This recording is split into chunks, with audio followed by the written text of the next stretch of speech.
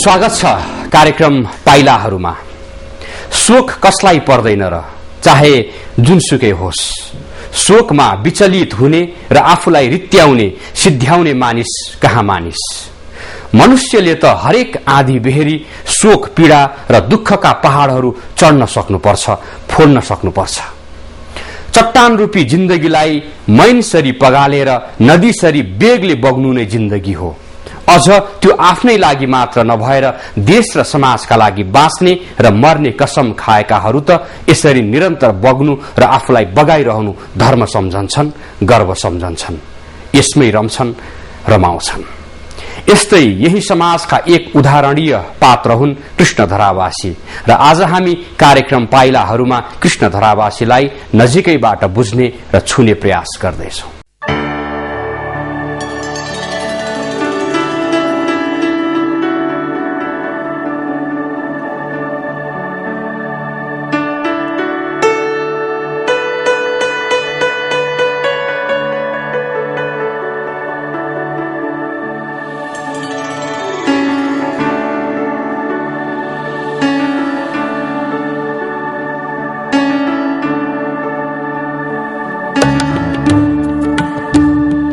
नेपाली आख्यान विधाका एक शक्तिशाली धरोहर र आधार, जसको योगदानले यो मुलुकको साहित्य र सृजनाको फाँट सिंगारी रहेको छ। विचार, भावना र दृष्टिकोण साहित्यिक लेपमा प्रस्तुत गर्नु त्यो गहिरो डुबुल्की र चिन्तना बिना सम्भव छैन। संवेदनशीलता बिना सम्भव छैन।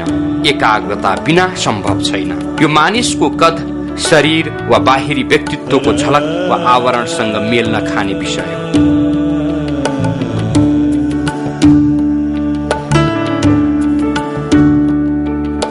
यस्तै कदैले होचो तर सृजनात्मक प्रस्तुति वा काव्यात्मक अभिव्यक्ति निकै उच्च रूपमा प्रस्तुत गरेका नेपाली आख्यान विधाका एक सशक्त र प्रभावशाली व्यक्ति हुन् कृष्ण धरावासी।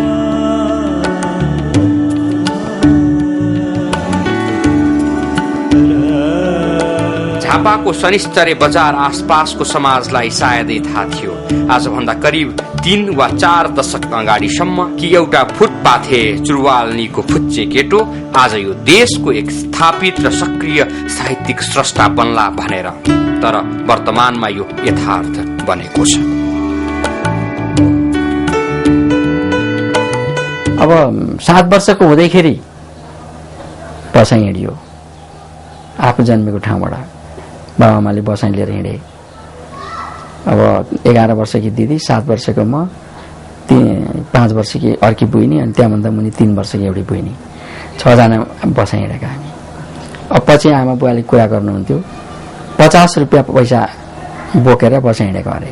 दिनभरि चाहिँ अब त्यो उतैतिर भुइँमा त्यो व्यापार गर्यो।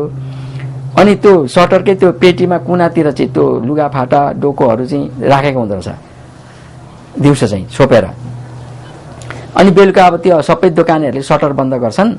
त्यसपछि आफू पनि गयो त्यहीँनेरि। अनि त्यो ढुङ्गाको चम्कामा चाहिँ भात पकायो आँगन जस्तोमा, अनि खायो र अनि त्यही सटरमा त्यही सिमेन्टीमा सुतो राति। प्रत्येक मानिसको जीवन एक किताब हो, एक कहानी हो। कृष्ण धरावासीले धेरैलाई प्रतिबिम्ब र पात्र बनाएर कैयन उपन्यास, कथा र निबन्धहरू लेखे। यस्तैमा उनको आफ्नै जीवन जिन्दगी पनि एउटा खुल्ला उपन्यास बनिसकेको छ, जो लिखित रूपमै बजारमा आइसकेको छ। अब कृष्ण धरावासीको जीवन किनेरै पढ्न पाइन्छ बजारमा। तर यसलाई यसरी प्रस्तुत गरौं कि उनी यही खुल्ला समाजका खुल्ला किताबका खुल्ला पाना बनिसकेका छन्। यो पनि साहित्यको एउटा सुन्दर रचना नै हो। आफ्नै जिन्दगीलाई आफैले दुरुस्त पस्कनु आम पाठक माझ। पछिल्ला उनका 2 कृति आधा बाटो र पाण्डुलिपि यही बोल्छ।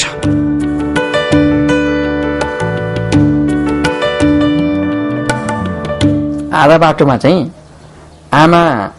आमाको निधन भएको 15औं दिनसम्ममा गएर आधा बाटो रोकिएको छ। आधा बाटोको अन्त्य त्यहाँ भएको छैन। अब तीबाट यो सुरु भएको छ। यो चाहिँ निरन्तर छ। त्यसो भए चाहिँ सुरुमै आमाको शोकबाट नै यो किताब सुरु भएको छ क्या। आमाको शोक बिर्सिने प्रयत्न गर्दै यो किताबको प्रारम्भ भएको छ। अनि हुँदै जाँदैछ। त्यसपछि अनि 4औं अध्यायसम्म त्यस्तो छ। र त्यसभित्र कतिपय मेरा परिवारका अरू फुपूहरू मामा मावली फुपूहरूका शाखा कथाहरू पनि त्यसमा जोडिन मिल्ने भएरहरू चाहिँ जोडिएका छन्। अनि 5औं अध्यायदेखि चाहिँ अब सीताजीको अस्वस्थतामाबाट चाहिँ अनि उँधो लागेको कथा तलतिर गएर अब दिवंगत हुइन्जेलसम्मको भएपछि 5औं अध्यायदेखि चाहिँ एक किसिमको पीडाजनक कथा त्यसमा भयो। यो रचना गरिएको कल्पना गरिएको यस्तो भनेर योजना गरिएको त होइन, यो त समयको लेखन हो। यदि तपाईले पढ्नु भएको भए ठिक भो कृष्ण धारावासीलाई, तर यदि पढ्नु भएको छैन भने आज हामी उनको धारावाहिक जस्तो जिन्दगी उनैबाट बोलाउँदैछौँ। तर कहाँबाट सुरु गरौं यो 51 वर्षीय उनको जिन्दगीको 3 खण्डलाई? करिब 25 वर्षसम्मको दुखद सडक जिन्दगीबाट, या 25 वर्ष पछिको सुखद 50 वर्षसम्मको यात्राबाट, या यो 50 पछिको पुनः वियोगान्त परिदृश्यबाट? यो कार्यक्रम तयार गर्दै गर्दा म दोसाँधमा परेको छु। सर्वप्रथम म निकै खुसी छु र हामी खुसी हुनुपर्ने कारण थुप्रै छ यिनको हकमा, कि यी राष्ट्रिय सपूतको हकमा। पत्नी वियोगको पीडामा यिनी धन्नै बौलाएनन्। माफ गर्नुहोस् कृष्ण दाई, तपाईलाई पागलपनले छुदै थियो भनेर हामी भनिरहँदा तपाईलाई ज्यादै बोल्दो हो, तर यो त तपाईकै स्वीकारोक्ति हो र हामी खुसी हुनुपर्ने यस अर्थमा कि आफू विदुर भएको 1 वर्षपछि उहाँ अहिले यतिको हँसिलो, खुलस्त र सामाजिक हुनु भएकोमा। वैशाखमा सीताजीलाई बुझाएर हामी काठमाडौँ आएपछि असार जेठ वैशाखको 25 गतेतिर आयौँ, जेठ महिना र असार जेठ र असारभरि चाहिँ एकदम कस्तो पनि डिप्रेसन जस्तो क्या, त्यो निन्द्रा नलाग्ने, भोक नलाग्ने, अनि के अरे ऐठन हुने, तर्सिने है, अनि केही पनि मन नलाग्ने, बोल्न मन नलाग्ने, कुनै मान्छेसँग भेट्न मन नलाग्ने, घुम्न डुल्न मन नलाग्ने, उत्साह भन्ने चिज केही पनि नलाग्ने, पढ्न लेख्न पनि मन नलाग्ने है। अनि एकदमै त्यो अचम्म हुँदो रहेछ क्या त्यो नि। अनि त्यो त अब डिप्रेसनको सिम्टम हो त्यो। अनि मैले सोचेँ यो त डिप्रेसनको सिम्टम हो, मैले यो कुरालाई चाहिँ यतिकै छोडेँ भने त म त जान्छु डिप्रेसनमा। आमा बितेपछि यस्तो त भएको थिएन र पनि शोक थियो नि त। त्यति बेला चाहिँ सीताजीले के भने त, यो किन तपाईँ झोक्राएर बस्नुहुन्छ, सबै कहाँ मर्छन् होइन, हामी पनि कुनै दिन मरिहाल्छौँ, तपाईँ बरु लेख्नु नि, तपाईँ त लेख्ने मान्छे, आमाकै कथा लेख्नु नि, बरु आमालाई सम्झिनुभन्दा त सम्झेको कुरा लेख्दै जानु नि त आमाकै बारेमा भनेको थियो क्या। अनि त्यही भएर मैले आधा बाटो लेखेको थिएँ त्यति बेला। आधा बाटो लेख्न प्रेरित गरेको सीताजीलाई नै थियो। अनि झट्ट मेरो दिमागमा आयो, आमा बितेको बेला त मैले त्यसरी टाइम पास गरेको थिएँ, अब यो पनि म लेखौँ भनेर मेरो दिमागमा झट्ट आएर म लेख्न थालेँ। साँच्चै यो धरावासी परिवारले आज एक खालको शून्यतामा, खिन्नतामा, रिक्ततामा आफ्नो वर्तमान बिताएको छ। यो परिवार पीरमा छ। धरावासीले पत्नी गुमाएका छन्, यी कलिला सन्ततिले आमा गुमाएका छन्। यो घर, यो भित्ता र यी घरभित्रका निर्जीवै सही वस्तुहरूले एक सम्हारकर्ता वा अभिभावक गुमाएका छन्।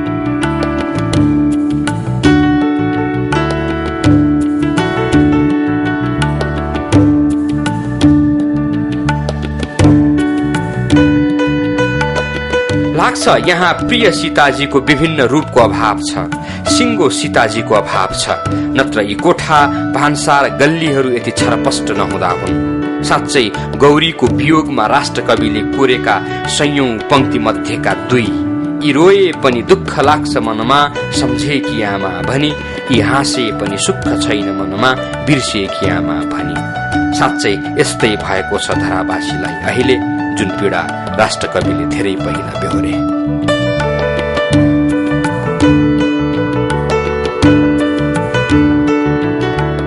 जिन्दगी केही छैन, सबैका आयु बढीमा 100 वर्ष हो। जाबो यति थोरै समयको जिन्दगीमा के को बिलौना। आज आफूलाई परेको भोलि अर्कोलाई पर्छ, आज अर्कोलाई परेको भोलि आफैलाई पर्छ। आज कोही के कारणले बिते, कुनै दिन हामी कुनै कारणले बित्नेछौँ। यो सत्य हो, आएपछि जानु नै छ, ढिलो चाँडो मात्र हो। त्यसैले यसै गरी सम्हाल्ने हो मन, सम्हालिन्छ मन। हामी आज धरावासी परिवारमा परेको र बिस्तारै कम हुँदै गएको घाउरूपी शोक अझ कम होस् भन्दै यो परिवारले पुरै बल र शक्ति प्राप्त गरोस्, यो घडीलाई चिर्न भन्ने सदिच्छा राख्छौं।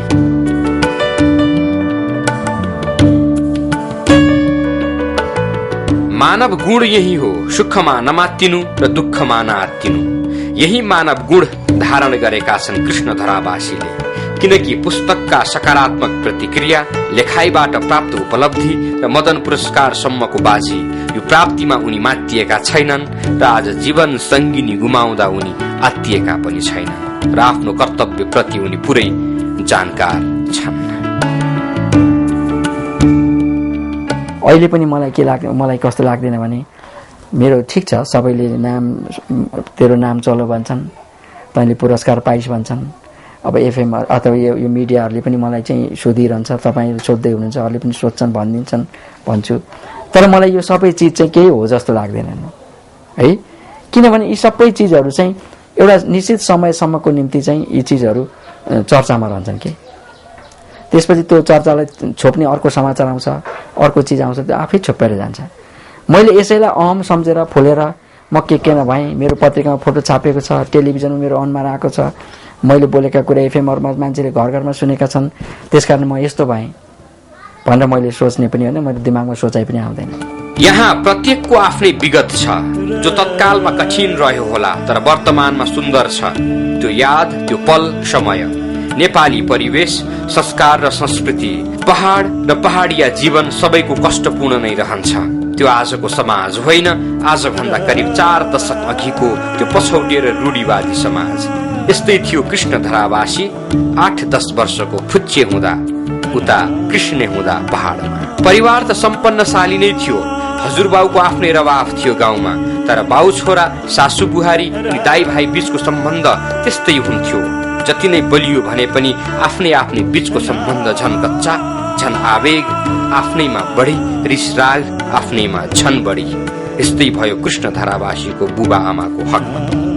बाजे बजैको तर्फबाट फुच्चे कृष्णको बाल मानस पटलमा त्यो यसरी गढ्यो जो आज पनि उस्तै सदृश्य छ मस्तिष्कमा। होइन, उहाँ त कहाँको अभाव, उहाँ त के थियो भने मेरो हजुरबा त त्यो गाउँभरिकै धनी मान्छे नि। किन बुवाहरू अब त्यो के भएछ भने अब बुवा चाहिँ छुट्टिनु भएको रहेछ होइन, यो कमाएर खाओ यो बारी भनेर भनेको रहेछ। अब झगडा चाहिँ के भएछ भने त्यो 24 सालको दसैँमा चाहिँ अब धानको खेत त हामीलाई दिएको थिएन रहेछ। दसैँमा त अब धान चामल चाहियो नि त, धानको अनि चामल चाहियो। अब चामल चाहिएपछि त धान त चाहियो, अरू बेला त मकै कोदोले झरेकै होला। अब मूल घरमा आउने मान्छे त जेठो दाजु कहाँ पनि त आउँछ नि त टिको लाउन त, होइन भनेपछि त कमसेकम त चामल त चाहियो दसैँमा खानालाई, टिको लाउनलाई। अनि त्यहाँ मूल घरमा चाहिँ अब चामल धान माग्न यसपालि धान दिनु पर्यो। अब अहिले अरू पैसा पनि छैन, पछि अब बाली नाली पनि पाकेको छैन भन्दाखेरि चाहिँ यसपालि धान छैन हाम्रोमा, यसपालि 3 मुरी कति मात्रै धान छ, दसैँलाई पुग्दैन, अन्तै खोज्नु भनेर हजुरआमाले भन्नुभएको छ। त आफ्नै आमाले चाहिँ नपत्याएपछि पिर पर्यो। त्यसपछि चाहिँ उहाँले चाहिँ के गर्नुभएछ भने त्यो चाहिँ मैले पनि देखेँ। त्यो चाहिँ के गर्नु, एक दिन चाहिँ बुवाले के गर्नु भने यत्रो पोको ल्याएर चाहिँ ढोकाबाट भित्र ला कमाले कि आमा यसपालिको दसैँ भनेर फाल्नु भयो क्या, आमा मेरो आमालाई फाल्नु भयो। अनि त्यहाँबाट बाहिर आठमा बसेर अनि रुन थाल्नु भयो क्या बुवा। म पनि बुवाको काखमा बसेँ, यसो हेरेको आँसु झरिरहेको थियो। ठुलो मान्छेले रोको देखेँ नि त। अनि बुवाले के भन्नु भने के गर्छ यस्तो, अब आफ्नै बाबाले पत्याएनन्। यो चाहिँ तल विष्णुलाल पुरेतले कहाँ कसकोमा चाहिँ यो बुढाथोकीकै कसकोमा पूजा लगाएका रहेछन्, त्यही पूजाको जग्गामा को चामल भेला गरेको यो एक पाथी छ 8 माना, यो तेरो दसैँ। र अब दसैँ सकेपछि, दसैँलाई तिहार सकेपछि हामी यहाँबाट हिँड्नुपर्छ। उनले आफ्ना बहादुर बुबाको आँसु देखेका छन्, आमाको कठिन र कठोर संघर्ष भोगेका छन्। आफू अभावमा कसैको कृपामा खुसी खुसी स्कुल दौडिएको सम्झिएका छन्। आर्थिक संकटमा पालन पोषणकै अभावले भाइ बहिनीहरूसँगको बाल्यकाल गुमाएका छन्। जाडोमा न्यानो पाएनन्, गर्मीमा शीतलता पाएनन्। बुबा आमाको अभाव, दुःख अनि पीडामा उनले बाल्यकालका धेरै धेरै नैसर्गिकताहरू गुमाएका थिए र त खुलस्त छन् उनी, किनकि उनलाई कहीँ लुकाउनु, देखाउनु, छिपाउनु छैन, किनकि उनलाई केही भन्नु र केही बन्नु छैन। र त भन्छन् म त सडक बालक थिएँ र हजारौं परिवारको सडक संघर्षको कहानी लेख्नु छ, त्यसैले म आज पनि उही कृष्ण हुँ मेरा लागि, चाहे समाजले मलाई कृष्ण धरावासी मानोस्। म त त्यो फुटपाथबाट आएको मान्छे हुँ नि, कुकुरसँग सुतेर हुर्केको मान्छे हुँ। म जहाँसुकै पुगौँ, मेरो हैसियत जेसुकै होस् न, तर मैले त्यो सडकलाई, त्यो सोसाइटीलाई बिर्सिनुहुन्छ त? त्यो सोसाइटी कहाँ छ भने आज पनि त एउटा बच्चो कुकुरसँग छ नि यहाँ काठमाडौँमा, छैन? छ नि त। भनेपछि मैले मोटरसाइकलमा चढेर गएँ, म गाडीमा चढेर गएँ भने त म त जुन सोसाइटी मेरो होइन त्यो सोसाइटीको सदस्य हुन्छु। मेरो जुन वर्गको म होइन त्यो वर्गको मान्छे भएर म त्यहाँ पुगेको हुन्छु। त्यहाँ पनि त्यसले के सम्मान गर्छ र? त्यसले के भन्छ भने जान्नेहरूले यो त्यही चुरवाल्नीको छोरो त हो नि अस्तिसम्मको, हामीले दिएको लुगा लाएर यसले स्कुल पढेको होइन, आज फुर्ती लाएर टाई लाएर हिँडेको छ भनिहाल्छन् त तिनले। मेरो अगाडि भन्दैनन्, अर्कोलाई भनिहाल्छन् त। त उनले भन्ने नै कुरा भन्ने नै त्यही हो भने मैले त नभनोस् भने के हो, मैले भनिदिने हो। उसले भन्न चाहेको कुरा मै भनिदिने हो। त्यस कारण म त मेरो किताबमा मैले सब कुरा लेखिदिएको छु। मेरो ब्ल्याक एन्ड व्हाइट, मेरो केही पनि लुकाउने भन्ने चिज छैन। एउटा अनौठो भोगाई आम मानिसले काँचको पर्दामा वा उपन्यासकै पन्नामा पढ्न पाइने जस्ता बनावटी कहानी जस्ता सुन्दै गर्दा ए हो र ओहो भनिएला जस्तो अद्भुत संघर्ष कृष्ण धारावासीको जिन्दगीको संघर्ष। तर धन्न ती केही महान आत्माहरू जसले पढ्ने लेख्ने व्यवस्था मिलाइदिए स्कुलदेखि कलेजसम्म। उनी ऋणी छन्, चाहे त्यो दया नै सही उनीहरूको सहयोग प्रति, नत्र आज उनी यो सृजनशील जीवनमा र यसभित्रको भिडमा यो अग्रता ग्रहण गर्न सक्दैन थिए। कहाँ यो सृजनशील क्षेत्र? सायद त्यही फुटपाथ परिवेशबाट उनी चोर वा गुण्डा नै बन्थे कि